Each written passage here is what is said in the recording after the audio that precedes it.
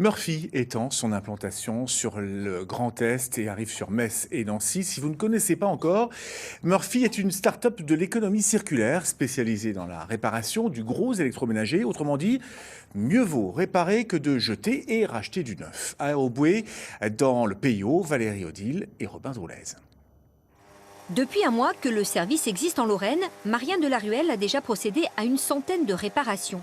À chaque fois, c'est le même tarif. 75 € pour le déplacement et la main-d'œuvre, quelle que soit la panne et le temps passé sur place, ou même s'il faut revenir avec une nouvelle pièce.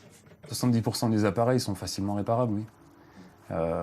Ou on va changer une pièce, ou en tout cas une pièce qui sera pas excessivement chère.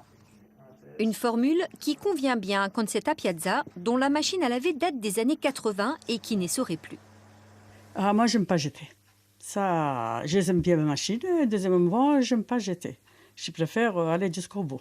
Oui. Ça vient taper ici, ça vient taper là-dessus. Si la pièce à changer coûte trop cher ou si l'appareil est irréparable, les 75 € sont transformés en bons d'achat, à valoir sur un appareil ménager reconditionné par l'entreprise Murphy. Une façon d'inciter les consommateurs à réparer ou à recycler plutôt que d'acheter du neuf. Aujourd'hui, il y a 28 millions de produits gros électroménagers qui tombent en panne chaque année en France. Sur ces 28 millions de pannes, il n'y en a que 5 millions qui sont réparés.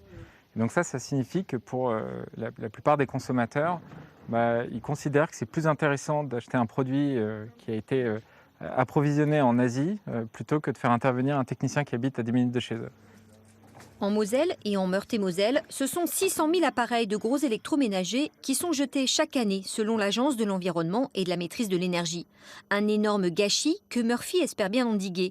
Ils vont donc embaucher une dizaine de techniciens dans les prochains mois en Lorraine.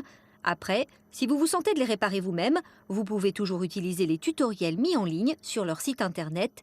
Ils sont gratuits.